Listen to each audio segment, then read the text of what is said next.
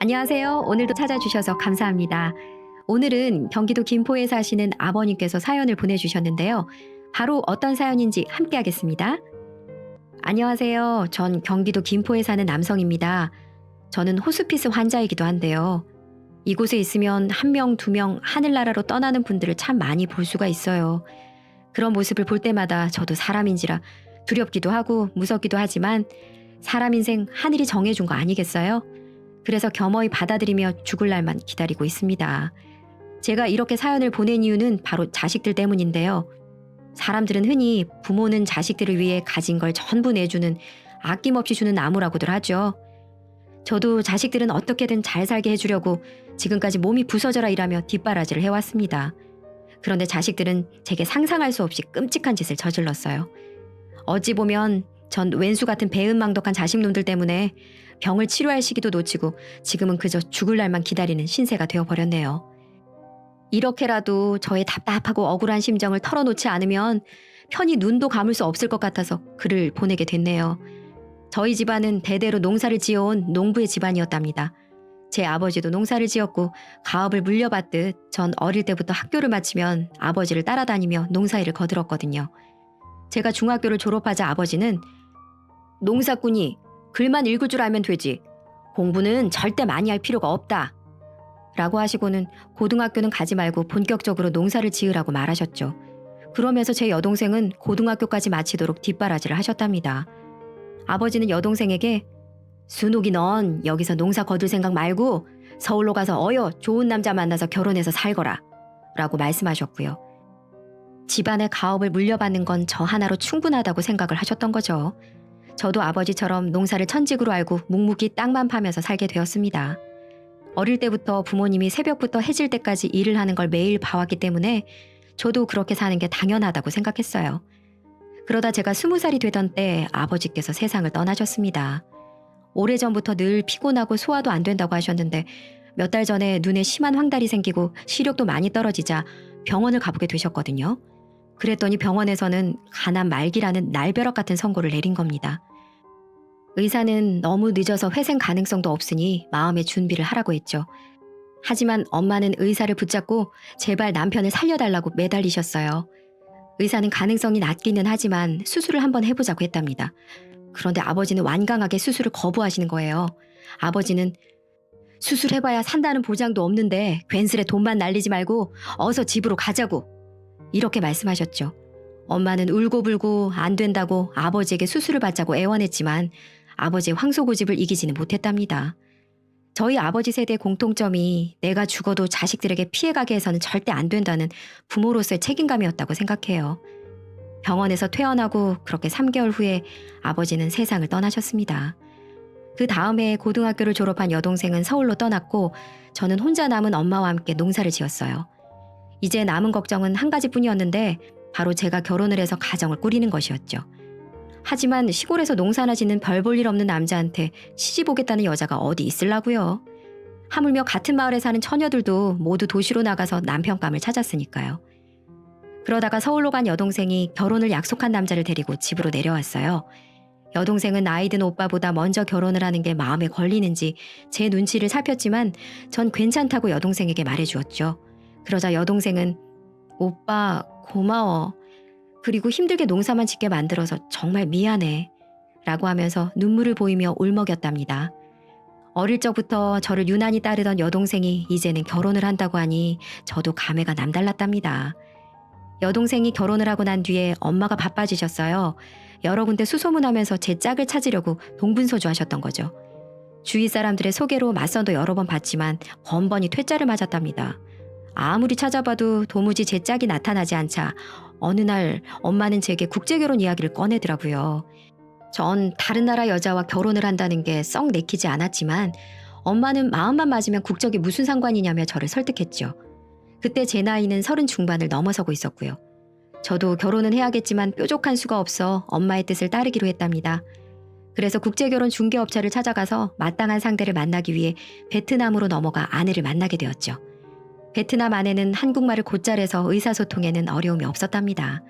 알고 보니 베트남 아내는 한국으로 시집을 오기 위해 몇 년간이나 한국어 공부를 했다더군요. 저도 키는 작지만 동글한 얼굴의 아내가 아주 마음에 들었어요. 그 뒤는 일사천리로 진행돼 아내와 전 결혼식을 마쳤고 시골집에서 같이 농사를 짓게 되었죠. 제가 결혼을 하니까 엄마보다 제 여동생이 더 좋아하더라고요. 여동생은 저에 대한 미안함으로 늘 가슴속에 무거운 돌덩이를 얹은 것처럼 답답했는데 이젠 홀가분하다고 했고, 저도 이젠 가장이 되었으니까 더 열심히 일을 했답니다. 3년이 지나자 아내는 아들만 둘을 낳았어요. 아내는 무척이나 부지런했고 농사일을 잘 알고 있었죠. 베트남에서도 농촌에서 자라 저처럼 어릴 때부터 농사를 지어왔다고 했습니다.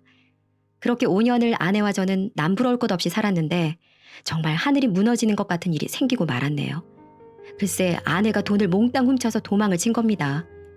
그날은 수확 한 쌀을 농협에 판 날이었죠. 그러니까 1년에 한 번 있는 추곡수매를 했던 날이었는데요. 저는 벼농사를 주로 지었던 탓에 추곡수매로 받은 돈이 가장 큰 수입원이었죠. 그때는 지금처럼 전산 처리가 제대로 되어 있지도 않아서 모두 현금으로 쌀값을 지불했답니다.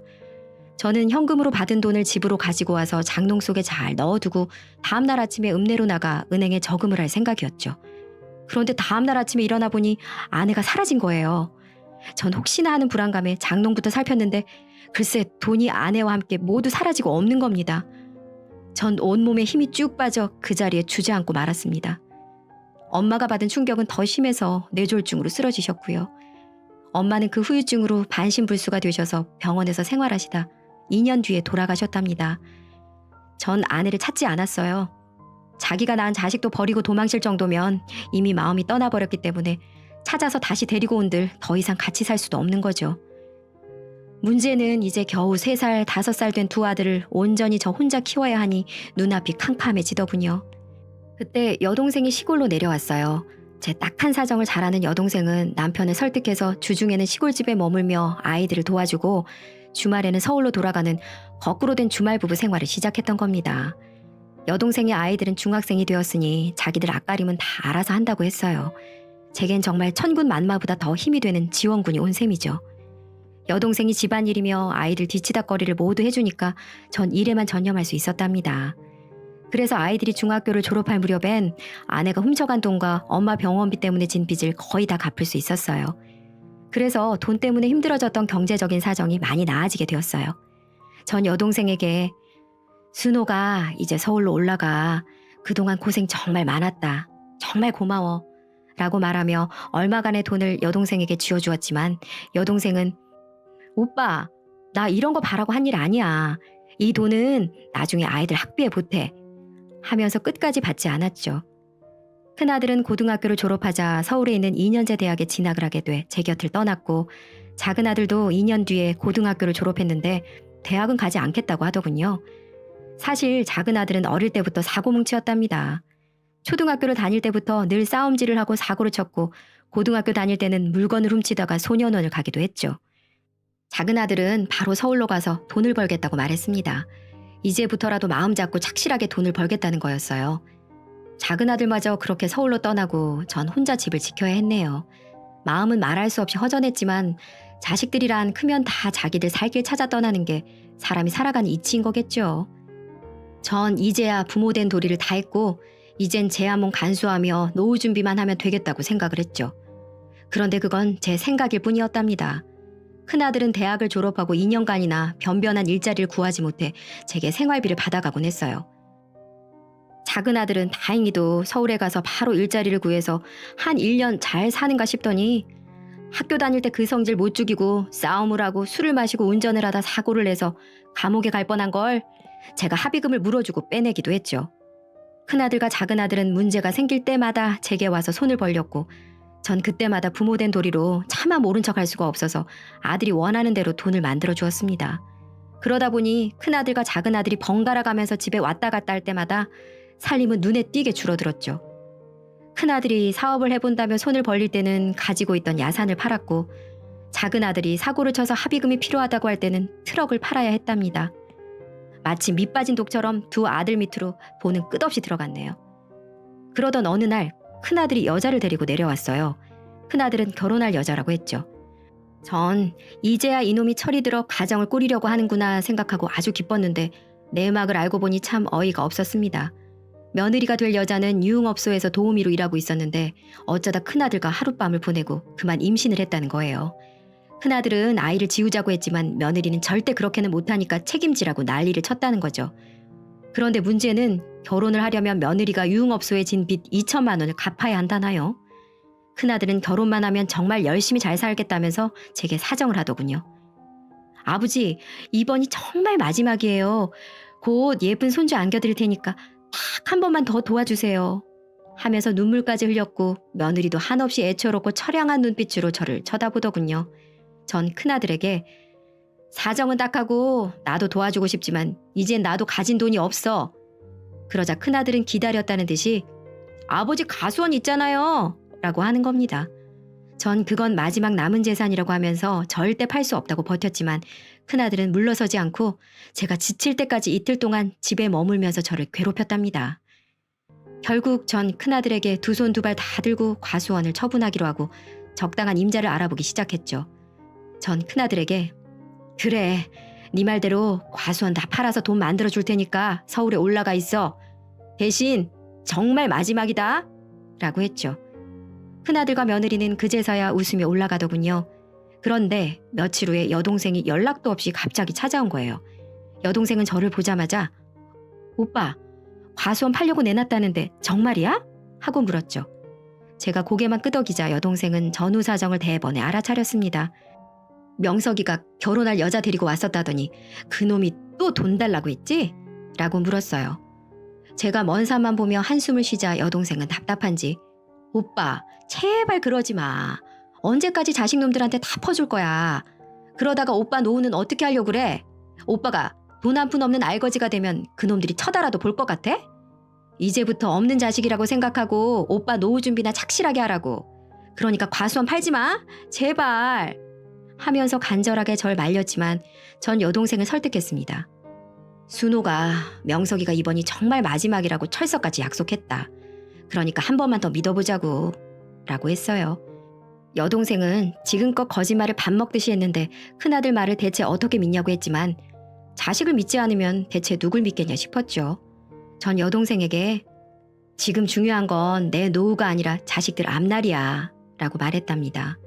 그러자 여동생도 절 설득하는 걸 포기했어요. 여동생은 이틀 동안 머물며 여러 가지 밑반찬을 만들어 놓고 돌아갔습니다. 과수원이 팔리자 전 아들을 불렀죠. 그리고 통장 2개를 큰아들과 며느리에게 하나씩 주었습니다. 전 며느리에게 이 돈으로 네 빚부터 갚아라 라고 말하고 큰아들에게는 나머지는 신혼살림 차리는데 보태서 써 라고 말했죠. 그렇게 원하던 돈을 받은 큰아들과 며느리는 고맙다는 말 한마디 없이 바로 돌아서더군요. 몇 달 뒤에 여동생이 다시 전화가 왔어요. 여동생은 제게 오빠, 작은 놈이 찾아와서 돈 달라고 하면 절대 주면 안 돼. 알겠지? 라고 하는 겁니다. 아마 작은 아들이 여동생을 찾아와 돈을 빌려달라고 했던 모양이에요. 제가 자세하게 말해보라고 하자 여동생은 얼마 전에 작은 아들이 찾아와 1,000만 원만 급히 빌려달라고 하더랍니다. 여동생은 작은 아들이 어떤 놈인지 잘 알기에 없다고 딱 잘라버렸다고 했어요. 그러자 작은 아들은 여동생에게 온갖 욕을 해대면서 심한 행패를 부리더니 돌아갔다고 하네요. 그런데 아무리 돈이 급해도 고모한테 그렇게 욕을 하고 행패를 부리는 걸 보니 심상치 않은 일이 생긴 게 분명하다고 생각해서 어렵게 수소문해서 알아보니 글쎄 작은 아들이 도박에 빠져 사채를 쓰고 도망을 다니는 형편이라는 거예요. 만약에 돈이 생기면 분명히 다시 도박을 할 거니 절대 돈을 주지 말라고 하는 거였죠. 전 알았다고 말했습니다. 여동생의 말처럼 며칠 후에 작은 아들이 거의 노숙자나 다름없는 몰골로 저를 찾아왔답니다. 그런 거지 같은 꼴을 보니 작은 아들이 하고 다니는 짓을 미워도 불쌍하고 또 안쓰러운 마음이 들어서 우선은 든든하게 밥을 먹였습니다. 작은 아들은 밥을 먹고 나더니 역시 돈을 해달라는 거예요. 저도 이젠 정말 돈이 없었어요. 두 아들이 번갈아 가면서 손을 벌리는 바람에 대출도 받을 수 있는 대로 다 받아서 방법이 없었어요. 그러자 작은 아들 놈은 정말 기가 막힌 말을 하는 겁니다. 아버지, 그냥 논이고 밭이고 전부 다 팔아버리자. 전 그 순간 이성을 잃을 정도로 화가 나서 바로 작은 아들의 뺨을 세차게 때리고 말았답니다. 이놈의 자식이 그걸 말이라고 하는 거야? 논이며 밭이며 전부 팔아버리면 난 뭘 먹고 살란 말이냐? 그러자 작은 아들은 저를 똑바로 보면서 그건 내가 알 바가 아니고 부모가 됐으면 자식이 돈 필요하다고 하면 줘야 하는 거 아니야? 이러는 겁니다. 전 하도 기가 막혀서 마당에 있던 삽자루를 가지고 와서 작은 아들에게 휘둘렀습니다. 당장 내 눈앞에서 꺼져! 이런 나쁜 놈 같으니라고! 하고 소리를 지르자 작은 아들도 눈에 불을 켜고 쌍욕을 하면서 제게 덤벼들더군요. 그때 여동생이 소리를 지르면서 들어왔답니다. 현석이 이놈의 자식이 어디 아버지한테 이런 몹쓸 짓을 해! 하며 작은 아들에게 달려들었죠. 작은 아들은 제 여동생을 마당에 밀쳐버리고 저와 여동생을 싸잡아 욕을 하는 거예요. 아, 정말 짜증나게 하네. 둘 다 그 나이 먹도록 1,000만 원도 없이 왜 살아? 에이, 재수가 없으려니까 정말. 이러는 겁니다. 전 자식놈한테 그런 말까지 들으니 도저히 더 이상은 참을 수가 없었습니다. 지금까지 모든 걸 다 해줬는데 고작 한다는 소리가 돈 없으면 그냥 나가 죽으라는 거예요. 전 작은 아들 노려보면서 이놈의 자식, 그래, 오늘 네가 죽든지 내가 죽든지 결판을 내자 이놈아! 하며 다시 삽자루를 쳐들었는데 갑자기 가슴팍에 불이 붙은 것 같이 화끈거리더니 입으로 피를 토하기 시작했습니다. 여동생이 놀라서 피를 토하며 쓰러지는 저를 부축했죠. 전 여동생이 제 뺨을 때리는 걸 느끼다가 의식을 잃고 말았답니다. 병원에서 정신이 든 제게 의사는 폐암 3기라는 진단을 내렸어요. 의사는 제게 지금이라도 당장 항암 치료를 시작해야 합니다. 많이 진행되긴 했지만 그래도 희망은 있어요. 라고 말하더군요. 그러자 옆에 있던 여동생이 제 손을 꼭 잡아주면서 완치될 수 있으니까 용기를 내라고 격려해 주었죠. 그런데 아들놈들은 보이지도 않았답니다. 제가 아들을 찾는다는 걸 알아차린 여동생은 제게 명석이랑 현석이 그놈들 오빠가 폐암 3기라고 하니까 지들끼리 뭐라고 수근거리더니 그냥 가버렸어. 이제 오빠가 자기들 돈줄이 아니라 짐이 될 것 같으니까 도망가버린 거지. 라고 하는 거예요. 제 아들놈들이라면 충분히 그럴 수 있다고 생각을 했어요. 전 병원에서 한 달간 치료를 받고 일주일에 2번씩 병원으로 와서 항암 치료를 받기로 하고 퇴원을 했습니다. 그런데 몇 달 뒤에 제가 가지고 있던 농가밭이 도시계획에 편입됐다는 통보를 받게 되었답니다. 제가 사는 동네 앞으로 고속도로에 진입하는 새로운 인터체인지를 만드는데 제가 가진 농가밭이 대부분 그 신도로에 편입이 된 거죠. 그러자 그걸 또 어떻게 알았는지 큰아들과 며느리 그리고 작은아들까지 득달같이 달려와서 제게 보상금을 내놓으라고 하는 거예요. 전 이놈들이 이렇게까지 부모 등골을 빨아먹으려고 덤빌 줄은 몰랐네요. 그래서 전 병원에서 받은 폐암 진단서를 자식들에게 보여주었죠. 그러면은 아무리 악독한 자식들이라도 암으로 죽어가는 아버지의 보상금을 가져갈 생각은 하지 않을 거라고 생각했는데 세상에 결과는 정반대였답니다. 폐암 진단서를 본 큰아들은 제게 아버지, 우선 보상금을 전부 나한테 주면 내가 아버지 끝까지 모실게. 그러니까 돈부터 내놔. 정말 돈에 눈이 멀어도 정도가 있지 이럴 수는 없다는 생각이 들었답니다. 전 죽으면 죽었지 절대 아들에게 제 목숨을 맡길 수는 없다고 생각했어요. 전 아직 보상금이 다 나오지도 않았고 공시지가로 따져서 보상금을 주기 때문에 생각보다 많지 않다고 말하면서 큰아들과 작은아들에게 각각 1억씩을 줬답니다. 그러자 작은아들은 고개를 갸웃거렸죠. 뭔가 이상하단 생각이 들었겠죠. 하지만 큰아들은 당장 눈앞에 돈을 보더니 화색이 돌아서는 주아라 하며 며느리와 같이 돌아갔고 작은아들도 자기 몫의 돈을 들고 서울로 올라갔습니다. 그런데 한 달 뒤에 아들들이 다시 저를 찾아왔어요. 그러더니 바로 저를 차에 태우는 거예요. 전 놀라서 어딜 가는 거냐고 큰아들에게 물었죠.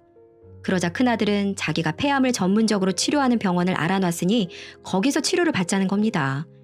전 왠지 믿음이 가지 않았지만 큰아들은 지금까지 제게 너무 불효만 저질렀는데 마지막으로 제가 죽기 전에 효도 한번 하고 싶으니 자기만 믿으라고 하는 거예요. 저는 그래, 이놈들도 내가 죽을 병에 걸렸다니 이제야 정신을 차렸구나 라고 생각을 하고 큰아들이 이끄는 대로 병원에 가서 입원을 했습니다. 막상 병원에 도착하자 큰아들은 제 휴대폰부터 자기가 챙기는 거예요. 지금부터 며느리와 자기가 교대로 저의 병수발을 들겠다는 거예요. 전 큰아들의 말을 그대로 믿었습니다. 그런데 병원에 입원한 지 며칠이 지나도 항암 치료를 하지 않는 거예요. 제가 하도 이상해서 간호사에게 물어보니 절 이상하게 바라보면서 어머, 뭔가 착오가 있나 보네요. 여긴 호스피스 병동인데요? 이러는 겁니다.